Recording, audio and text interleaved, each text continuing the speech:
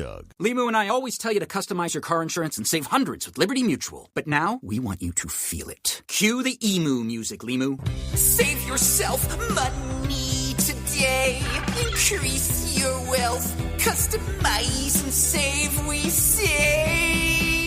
That may have been too much feeling. Only pay for what you need at LibertyMutual.com. Liberty, liberty, liberty, liberty. Savings vary. Underwritten by Liberty Mutual Insurance Company and affiliates. Excludes Massachusetts. Across America, healthcare teams are managing complex demands. At Siemens Health and Ears, we're here to help. With more than 17,000 U.S. team members, we're pioneering breakthroughs in medical imaging, therapy, and laboratory diagnostics, giving healthcare teams the tools to deliver smarter, faster, more precise care. Because when the right technology meets the right moment, diagnoses are clearer, treatments more effective, and lives can truly change. For us, it's more than innovation. It's a promise built for generations. Siemens Health and Ears.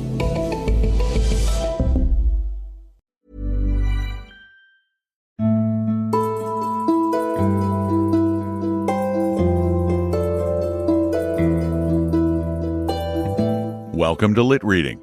I'm Don McDonald. This next story is part of a series of tales written by a young Ernest Hemingway.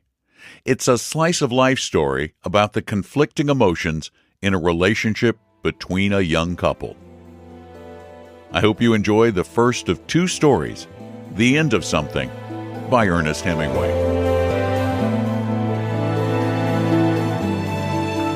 In the old days, Hortons Bay was a lumbering town.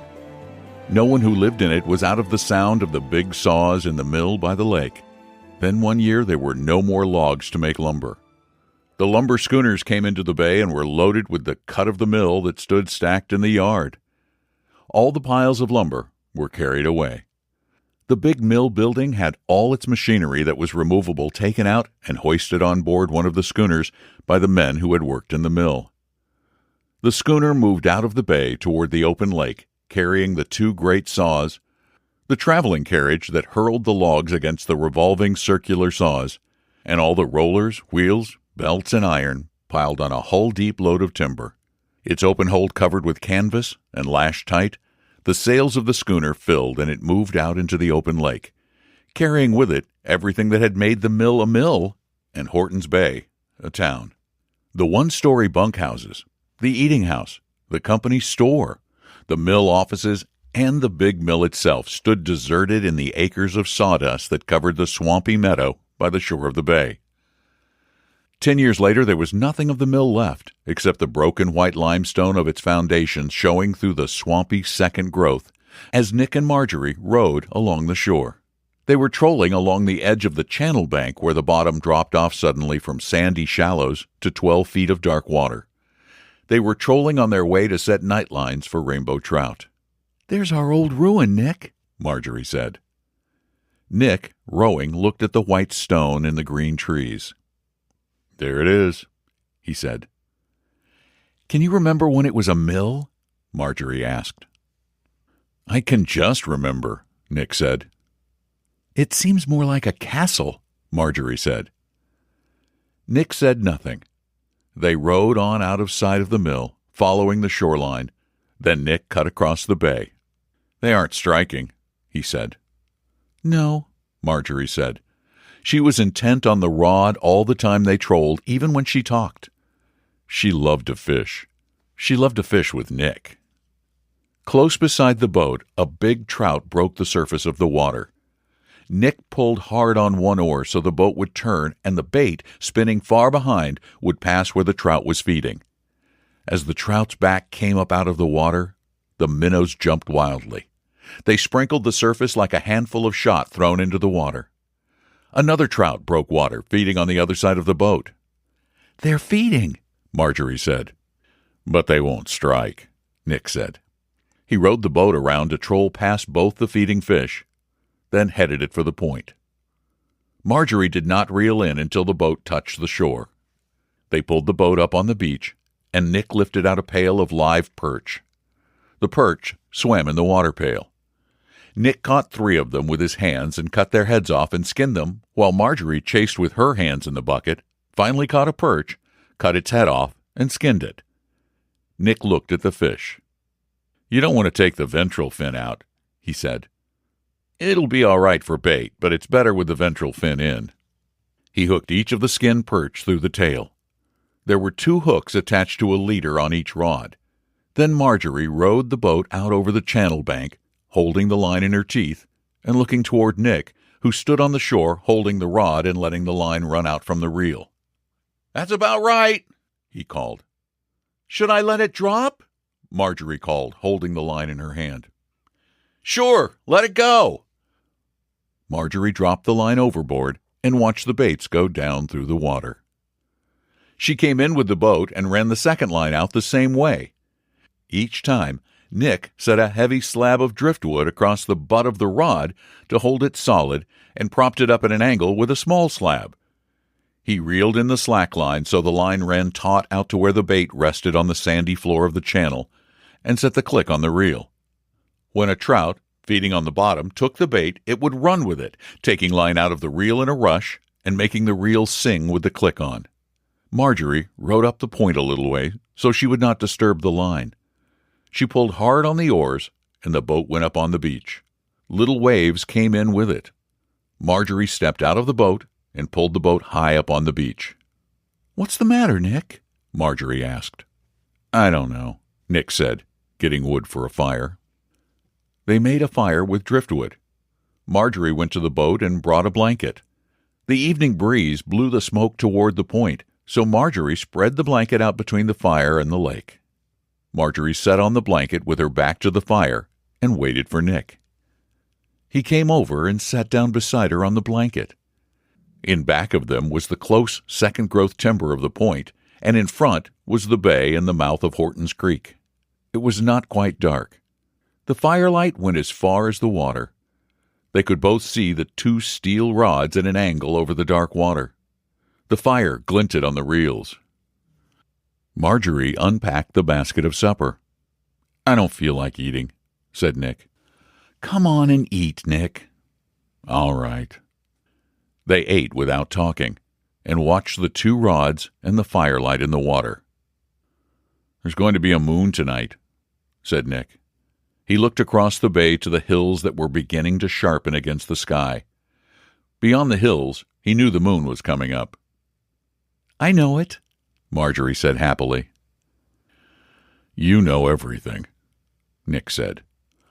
"Oh, Nick, please cut it out. Please.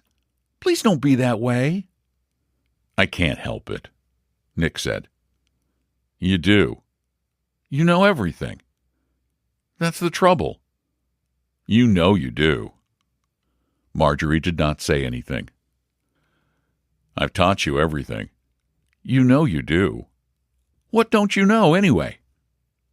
"Oh, shut up," Marjorie said. "There comes the moon."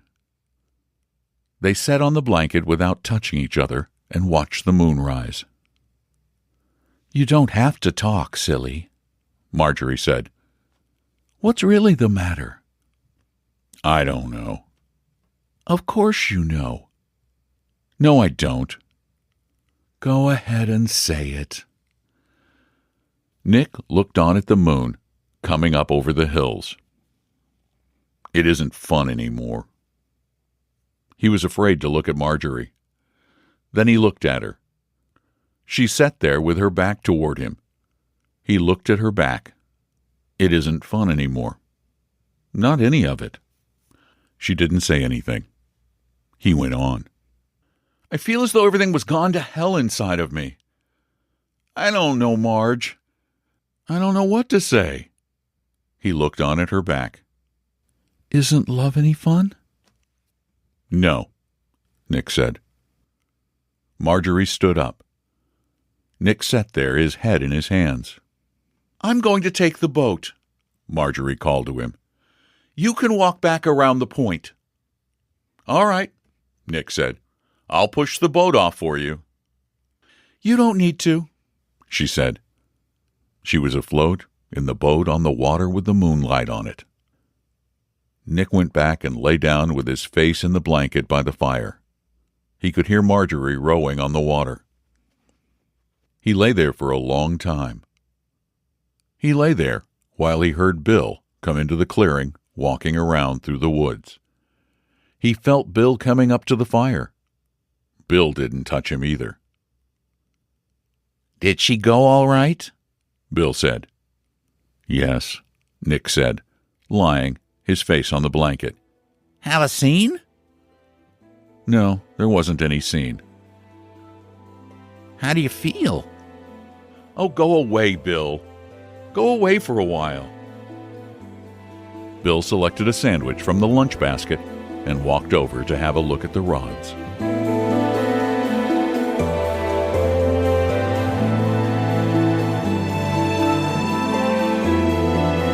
The End of Something was written when Hemingway was in his early 20s and features a recurring, semi-autobiographical character, Nick Adams.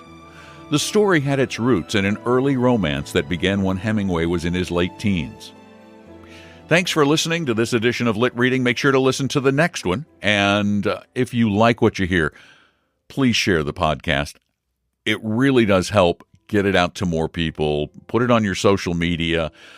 Follow us on Apple Podcasts. Subscribe on any of the other podcast services. Write a review. All of those things go a long way to helping build the popularity of this podcast so more people listen and we all have a better time. So thank you. Thank you for being there. Thanks for listening. I'm Don McDonald.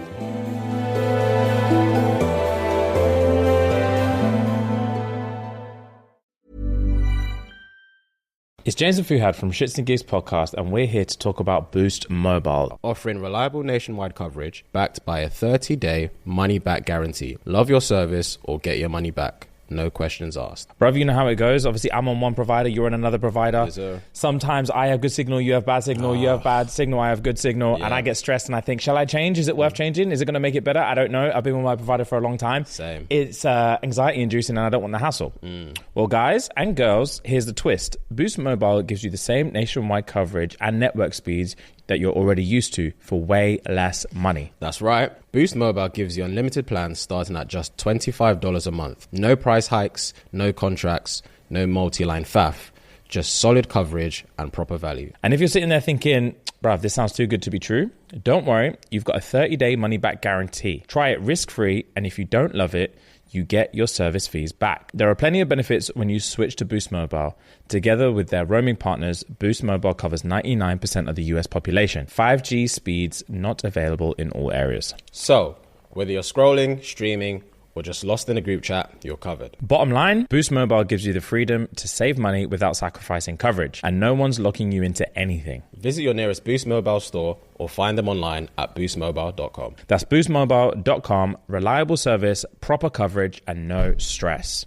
From real inspiration to digital iteration to achieving perfection. Make it right the first time with a digital twin. Transform the everyday with Siemens. Before Prodigy, I tried everything to get my Gen Alpha students into math. I even tried to talk like them.